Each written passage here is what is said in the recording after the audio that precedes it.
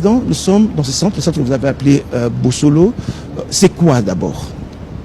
Le concept, c'est celui d'amener toutes les parties prenantes dans un même lieu pour vivre ensemble la compilation des résultats et sa publication, ou bien leur publication. Alors, nous aurons les candidats, nous aurons des représentants des partis politiques, il y aura les observateurs, il y aura les médias, ainsi que toutes les autres parties prenantes accréditées. Ainsi, ensemble, ils pourront voir comment ça se fait. Et je pense que ça fait partie de la transparence du processus. Merci. Bonsoir. Bonsoir. La question, la première, c'est qu'est-ce que ce centre apporte de plus? Ce n'est pas un caprice dans un contexte où vous manquez parfois de moyens. Qu'est-ce que ce centre va apporter pour vitaliser davantage le contexte électoral ou encore la démocratie congolaise? Ce centre fait partie des bonnes pratiques électorales. Peut-être ici, on ne sommes pas familiers, on le sait, on ne l'a jamais peut-être fait, mais ailleurs, on le fait de façon routinière. Il n'est pas toujours intéressant d'être assis dans son bureau ou bien dans une salle et on lit les résultats. On vous donne les résultats finaux du coup, sans avoir montré aux gens comment ces résultats ont été graduellement constitués. C'est important et c'est aussi un cadre où on peut clarifier un point ou un autre. Et voilà, c'est donc ça. Sinon, c'est pas intéressant que la commission électorale s'enferme au moment de gérer les résultats. Comment cela va se passer? Les résultats bureau de vote par bureau de vote sont publiés sur le site de la CENI. Ici, vous publiez les résultats à partir de quoi? C'est les résultats des centres locaux de compilation des résultats. Vous publiez par province. Comment ça va se passer?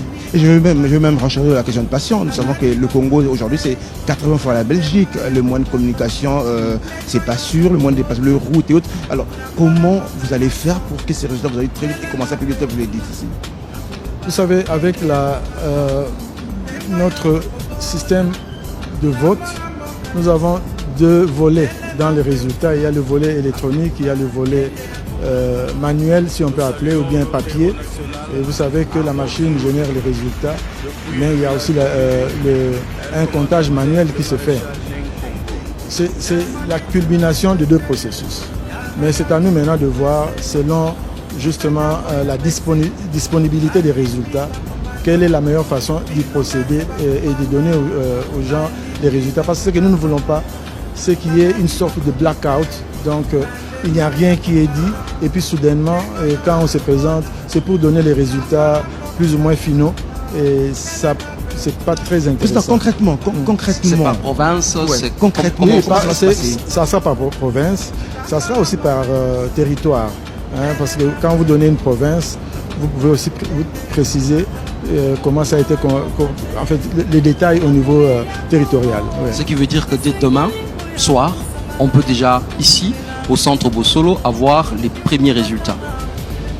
Non, en fait, nous devons lever l'option parce qu'il y a une option, celle qui consiste à attendre les résultats manuels et puis décider. Ou on peut aussi travailler sur base des résultats électroniques simplement. Ça, c'est des options à lever. Mais par exemple, si vous prenez le cas des pays où nous sommes, si vous prenez les trois qui sont presque sur le même fuseau horaire que nous, ils seront sans doute les premiers. Parce que bon, ça sera public, ça va certainement se savoir. Les premiers résultats arrivent quand ici? Quand est-ce que vous publiez les premiers résultats ici au centre Bossolo? Dès qu'ils sont disponibles et la plénière de la CENI les a avalisés. On va dire le 21? Bon, je ne vais pas trop promettre, attendons, on verra. Très bien. Alors, avant, je voudrais qu'on sur le centre Bossolo, président. Alors, est-ce que vous nous expliquer en détail comment ça va se passer? Les résultats arrivent ici, on est là, les résultats arrivent ici, les écrans, comment ça va se passer concrètement? Comment ça va se passer? Là, vous me posez une question technique, hein? Donc, mais le principe est que les résultats arrivent. En fait, les résultats nous arrivent en détail, hein, par bureau de vote, mais nous ne pouvons pas sur cet écran vous présenter les résultats des 75 000 bureaux de vote. C'est pour ça que je vous ai parlé de la présentation par province et par territoire. C'est ça, et on va présenter au fur et à mesure et on saura ce qui s'est passé. Et ça sera pour tous les scrutins.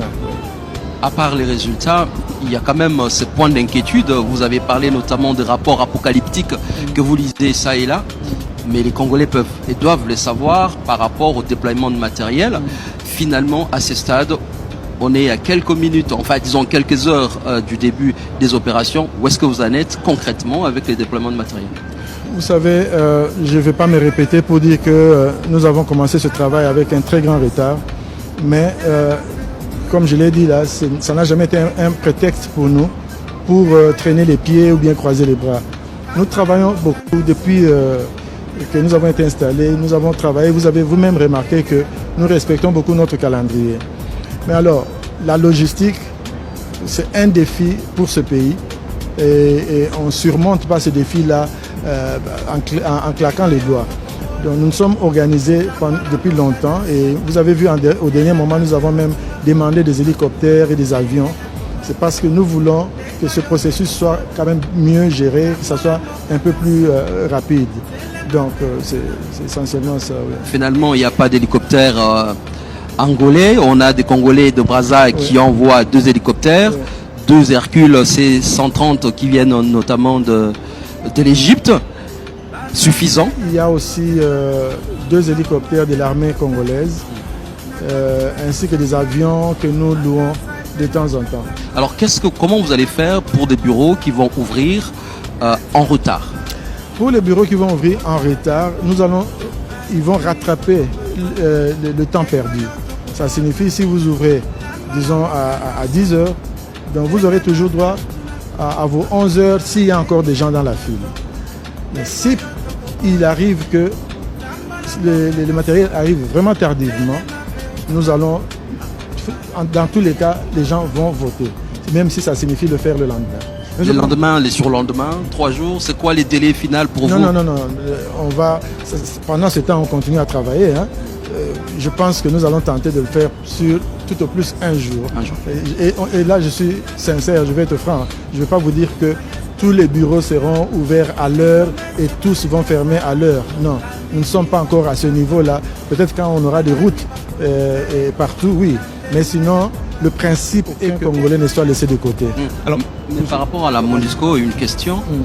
Il était question que la MONUSCO se déploie au-delà de sa zone d'opération, qui est le Nord Kivu, le Sud Kivu et l'Ituri. Elle a eu l'autorisation de se déployer dans l'ensemble du pays.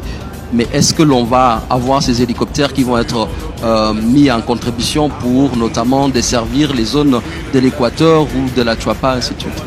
La MONUSCO nous a beaucoup aidés, mais je pense que leur capacité est concentrée dans ces 3 provinces. En leur demandant d'aller ailleurs, ça leur pose beaucoup de difficultés, notamment la reconnaissance du terrain parce qu'ils n'y sont plus depuis un certain nombre d'années. Et nous avons eu aussi des difficultés parfois. Chaque fois qu'on leur a demandé d'aller au-delà, ça n'a pas été facile. Mais au moins, là où ils sont installés, ils nous ont vraiment aidés. Donc ils vont rester au Nord Kivu, à Ituri? S'ils peuvent aller ailleurs, bien sûr, on ne dira jamais non. Mais nous faisons en sorte que nous leur demandons toujours de le faire. Mais s'ils ne peuvent pas, on se contente du service qu'ils peuvent nous fournir dans ces 3 provinces. Alors, Monsieur le Président, vous êtes cette personne la mise informée pour ces élections de demain. Pour tout aujourd'hui, sur les tableaux, la RDC, quels sont les coins qui ont déjà réceptionné le matériel et qui n'ont pas encore réceptionné le matériel en ce moment? Non. En fait, le pays tout entier a déjà réceptionné le matériel, tout au moins au niveau des antennes. Et en fait, il y a des endroits où vous devez faire 7 jours pour arriver. Il y a des endroits où c'est très très difficile, c'est pour ça que nous utilisons les hélicoptères et tout. Mais tout le pays a déjà le matériel. Maintenant, c'est un problème des détails. Hein, comment, par exemple, il y a tel document qu'il faut amener parce que celui qui est là est défectueux. Mais c'est des petits problèmes comme ça. Et il y a des retards aussi, parce que vous savez, une fois que quelqu'un quitte l'antenne, dans certaines contrées, une fois qu'il quitte l'antenne et va vers le centre de vote, on perd tout contact. Donc je vous mentirais si je vous disais que je sais où tout le monde se trouve en ce moment. Il y en a qui sont en route et c'est très long, c'est très pénible. Alors on va parler de sécurisation des élections. Il y a eu quand même des bruits, hein, ces bruits sur le piratage.